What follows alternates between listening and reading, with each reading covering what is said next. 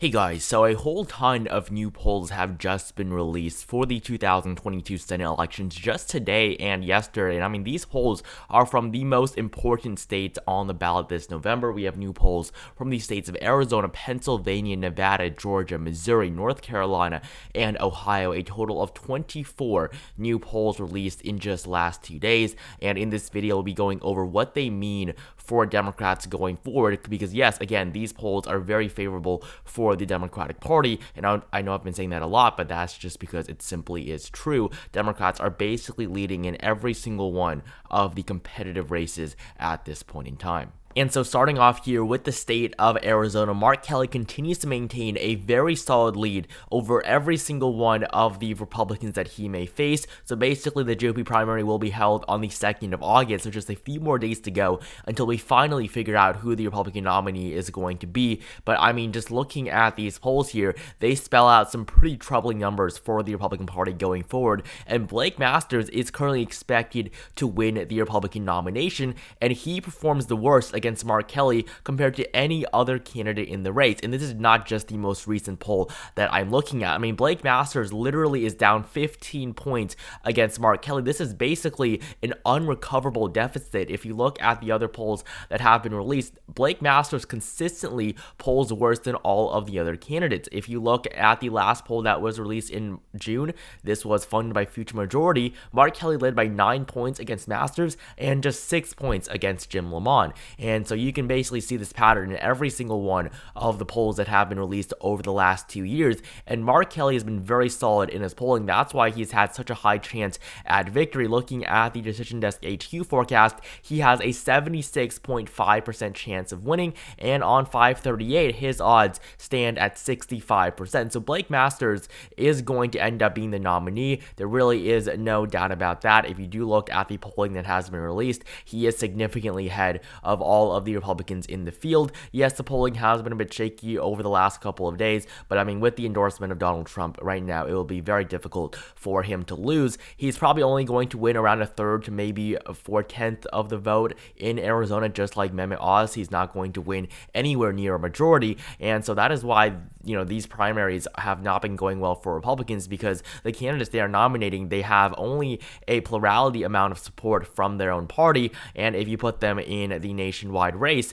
they are going to flail. And so that is what we're seeing from Blake Masters right now. He is performing terribly against Mark Kelly, and so that is why right now the state of Arizona, at least according to the polls, is going to be a likely state for the Democratic Party. I mean, if you look at the 2020 race, Mark Kelly was one of the strongest candidates that Democrats put on the ballot, and he won 51.2% of the vote in the state. And if you look at the polling for that 2020 race, you will see that Mark Kelly did maintain around a 5% lead. So yes, he did underperform the polls, but he did 10% better than Democrats did when they ran against John McCain in 2016.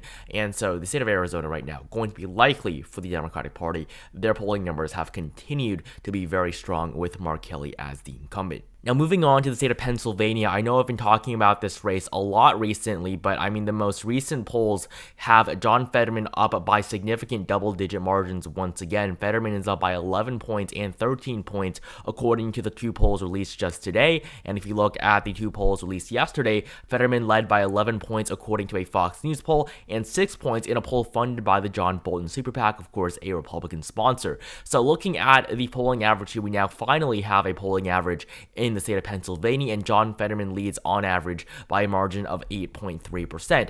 If you look at basically all the polls that has been released, all of them are basically blue. I mean, you see a whole wall of blue here for John Fetterman. John Fetterman has polled very well against Mehmet Oz. Mehmet Oz won just 31% of the vote in his primary, a very small plurality, and so that's made it so that yes, he has won the Republican nomination, but winning a statewide race against John Fetterman is going to be much more difficult. Now with John Fetterman out on the campaign trail, I think that this win is almost secured now for the Democratic Party. And what's significant about this is that this would be a flip for the Democratic Party in a year in which they really should not be having any. Look at the 2016 race. Pat Toomey barely won against Katie McGinty. So yes, Pennsylvania was always going to be a close race, but still 2022 should not be the year where this happens. If you look at the polling though for 2016, this is really the only saving grace right now for Mehmet Oz. Yes, Pat Toomey did outperform the poll polls, Katie McGinty, basically according to all of the final polls, was expected to win this race, but John Fetterman right now is actually polling better than McGinty,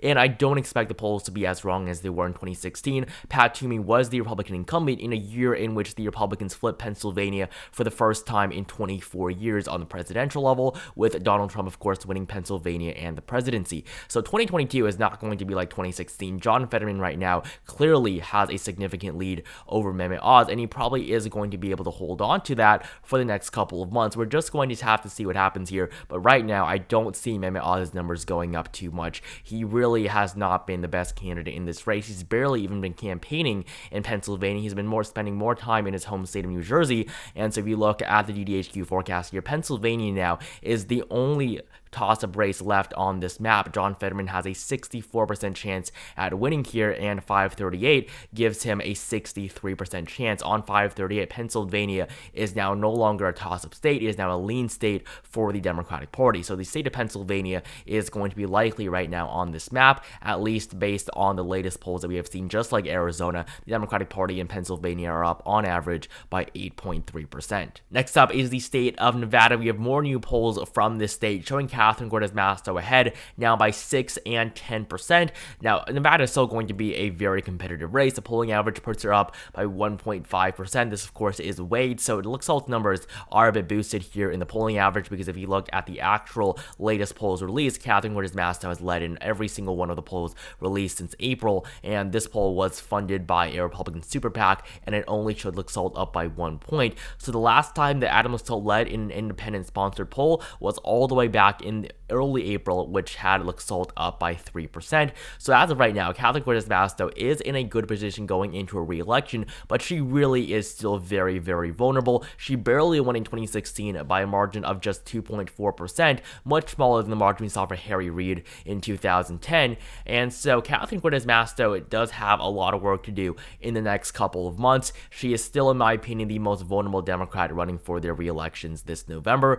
And so yes, she might lead by 1.5% in the polls, but if you look at her 2016 race, she also did underperform as well. She was expected to win by margins much larger than 2.4%, and so right now 1.5% margin I don't believe is going to cut it for Catherine Cortez Masto, but of course this margin is still weighed, so she realistically is leading by a larger margin than this if you look at the actual polling average. If we look at the polling average here on DDHQ, she's up by a margin of 3.6%, and this forecast is not even accounted for many of the most recent polls that's been released. So right now, DDHQ gives Catherine Cortez Masto a 75% chance of winning. The state of Nevada now on this forecast is no longer a toss-up state. It went from 55 all the way up now to 75, the odds for Masto. And so Nevada is now a lean state according to Decision Desk HQ. On 538, we do see a slightly different story here. Masto now has a 56% chance at winning, 55 now that it's been updated. But I mean, just looking at the numbers here, basically the best numbers we've seen for Masto in the last couple of months. So the state of Nevada now is going to be lean for the very first time based on the polls. The very first time in a long time. The last time we saw Masto with a larger lead was all the way back in June, and that was because of a poll that showed Masto up by 21%, and the 538 average weighted so that she would only be up by 4.3%. So right now, the state of Nevada is going to be a lean state for the Democratic Party. I mean, just another one of these four very competitive races that is going for the Democrats. And of course, by the four very competitive races, I mean Pennsylvania, Georgia, Arizona, and Nevada, because in the end, it is going to be these four races that are the closest and these four races that matter the most. Moving on to the state of Georgia, Raphael Warnock leads by a margin of 5 and 12% according to the two latest polls released from the Peach State. We also saw two polls yesterday that showed Walker up by 4, and one of them, this was the Fox News poll, and another poll had Walker up by 5%. This was funded by the John Bolton Super PAC. So looking at the polling average here, Raphael Warnock is now up by a margin of 3%.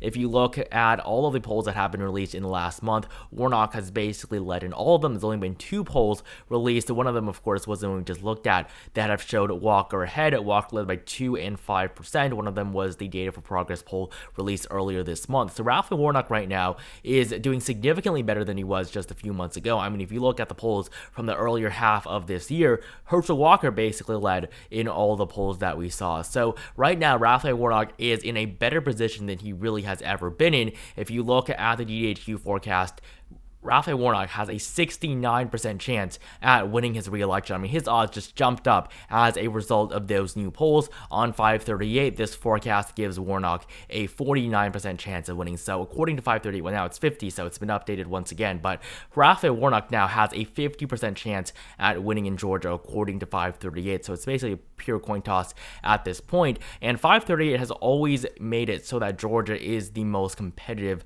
of all the races. They've always given Raphael Warnock a lesser chance than Catherine Cortez Masto in Nevada and John Fetterman in Pennsylvania, mainly because of the fact that Georgia has been a much more Republican state for a much longer amount of time. And so, of course, they weigh that into their forecast here. But Raphael Warnock now is significantly favored to win on the DDHQ forecast, and his odds, I mean, have only been increasing over the last couple of months. So these latest polls continue to reaffirm the lead that Warnock has. And this is not just the Democrats are favored in the polls in Georgia. We also have a governor's race in the state, and Brian Kemp leads by 5% in this race, and we see basically the same polls. Basically, when they poll the Senate races, they also poll the governor race here, and Brian Kemp has been leading in every single one of the polls released, while Raphael Warnock is ahead on the Senate level. So there's a clear difference between Brian Kemp's numbers and those of Herschel Walker's, and there's probably going to be a lot of vote splitting. We're going to have a lot of independents, as well as maybe even Democrats and Republicans,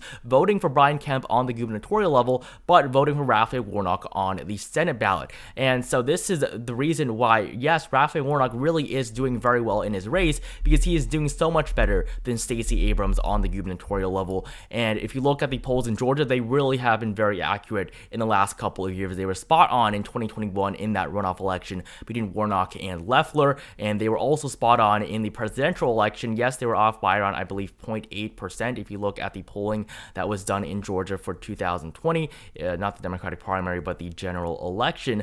Joe Biden led by a margin of 1.2%. He ended up winning by 0.3%, so it was off by 0.9%. But still, that is a very small margin of error, and his polls were still very accurate in 2020. So the polls right now in 2022, they should be very worrying for the GOP and Herschel Walker. So Georgia, according to the latest polls, is also going to be a lean state on this map, just like Nevada. Next up, in the state of Missouri, this is the first Missouri poll we've seen in a couple of months now, and so we have two very competitive primary races in the state. On the Democratic side, Trudy Valentine and Lucas Coons are basically in a dead heat for the Democratic nomination, while on the Republican side, Eric Greitens, Vicky Hartzler, and Eric Schmidt have been stuck in a very competitive race for the GOP nomination for quite a few months now. Eric Greitens is the former governor. He used to be the frontrunner, but now Eric Schmidt seems like he's going to win. He's probably going to receive the endorsement of Donald Trump as well. Vicky Hartzler is currently around in third place. She has received the endorsement of Josh Hawley, but it probably is not going to be enough for her to win. So right now, Eric Schmidt is expected to win the nomination, and this would be good news for the GOP, because, I mean, just look at the polls between Greitens and Trudy Valentine. This one poll had them at an even race, and between Greitens and Coons, Greitens only leads by 5% in the state of Missouri, a state that Donald Trump won by 15% in 2020. So looking at all the polls we've gotten from Missouri, I mean, the last poll was from all the way back in May. They basically all been independent polls, the last couple of polls that we've seen from the state. Yes, Republicans have maintained a pretty solid lead, but if Greitens is the nominee, the race would be pretty competitive, much more competitive than it would be if Schmidt ended up winning the nomination. But as of right now, with Eric Schmidt as the frontrunner for the nomination, Republicans aren't going to have too much trouble in this race, but still, they're not leading by very solid margins at all. But yes, you do have to give the GOP the fact that the polls are very early right now. These candidates are basically unknown, and you still have a huge chunk of the electorate that are undecided right now. So Eric Schmidt, I mean, he only has 36%, just 30%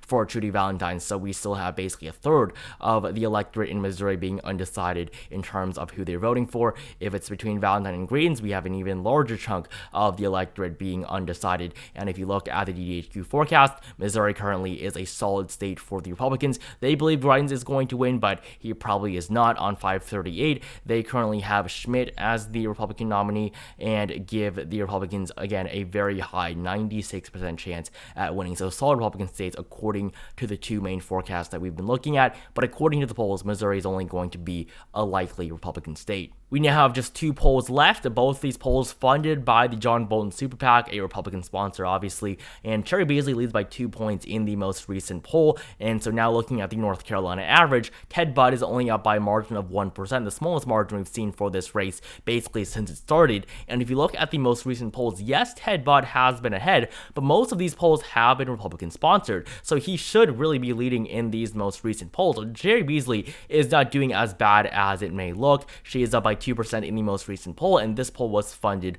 by a Republican super PAC, so this should be concerning for the Budd campaign, but in the end, Ted Budd is still expected to win. I mean, 2016, we saw a relatively strong victory for Richard Burr, and this is to say that Democrats have not won since 2008 on the presidential level, and on the Senate level, they weren't even able to win in 2020 when the polling looked like this. Cal Cunningham led in every single poll against Tom Tillis, and he still ended up losing. If you look at the 2020 race between Cal Cunningham and Tom Tillis, Tillis eventually won the race by a margin of 1.7%. He did even better than Donald Trump, despite this being what the polls suggested. If you look at the presidential polls in 2020 from North Carolina, Joe Biden was expected to win by 1.8%. He ended up losing the state by a margin of 1.3%. So yes, the polls in North Carolina have not been very accurate in the last couple of years. They have consistently skewed in favor of the Democratic Party. So right now, the lead that we're seeing for Ted Budd really is very significant. As long as Ted Budd leads in the polling average, he is probably going to win. Cherry Beasley has to be up by, 6-7% in the polls if she wants to have a shot at winning this race. If you look at the latest forecast that we've seen, Ted Budd has a 70% chance of winning on Decision Desk HQ, and looking at the 538 forecast, he has a 69% chance of winning, so very close, the two forecasts. Ted Budd is clearly favored. Cherry Beasley does still have a very significant chance of this race is going to remain relatively competitive, but it's not going to be one of the big races that end up really mattering.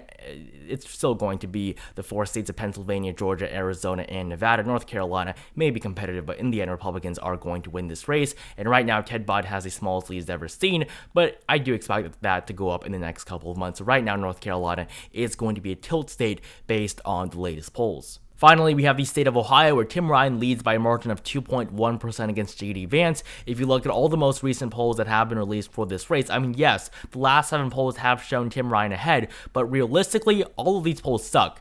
4 of them were funded by either Democratic or Republican PACs. One of them was even the Tim Ryan campaign themselves, and SurveyMonkey, the C-rated pollster, did 3 of these polls. So all of these polls have really sucked, and so for me to think Tim Ryan's going to win, we're going to have to see much better polls with much better ratings, not funded by any partisan sponsors, that show Tim Ryan ahead by significant margins. Because, if you look at the 2018 Senate race, Sherrod Brown led by double digits in basically all of the polls that were conducted, and in the very end, he only saw a margin of victory of 6.8%. So he severely underperformed expectations, but it was still enough for him to win, and it was still a very impressive victory, because Donald Trump won Ohio by 8% in 2016, so Sherrod Brown's win was still a big one. But if you look at the presidential election in 2020, even worse, Joe Biden was only expected to lose by 0.8%.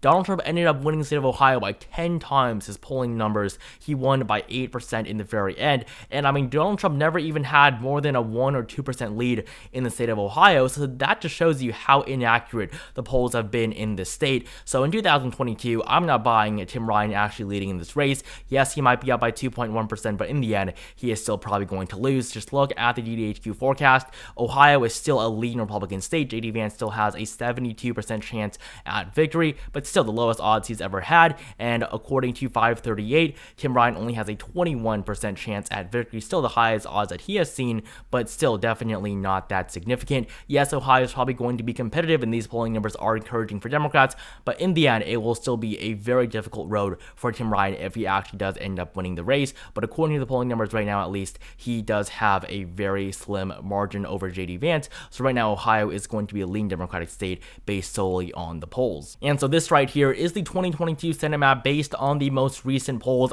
Basically a polling averages in all of these very competitive races. Democrats are up at 50-48 for the Republicans. No, I don't believe Democrats are going to win 52 seats, but as of right now, the polling numbers have been very favorable to them, and no, I don't think Democrats are going to do as well as the polls suggest in many of these races like Pennsylvania or Arizona, but still, even if they underperform, they're not going to underperform by 10 points in every single race. And if you look at the generic ballot polls, Republicans Republicans are going to lose their lead in just a couple of days now. They're only up by a margin of 0.2%, basically the smallest margin that they've had since they took the lead all the way back in November of last year. If Democrats take the lead in generic ballot polling again, it will be much more difficult for Republicans to win back control of the upper chamber. They're still favored to win on the House level. They have an 83% chance at winning the House, but on the Senate level, their odds only stand at 44. And if you look at the light model of this forecast, Democrats have a 72% chance at victory according to the polls alone. So right now, Democratic Party in a very good position, and the latest polls released in just the last 2 days continue to reaffirm that. So thank you guys so much for watching this video. Make sure you like it down below if you're new to comment down below which party you think will win control of the Senate and whether or not you believe these latest polls. Subscribe to my channel if you have not, and I will see you guys in the next video.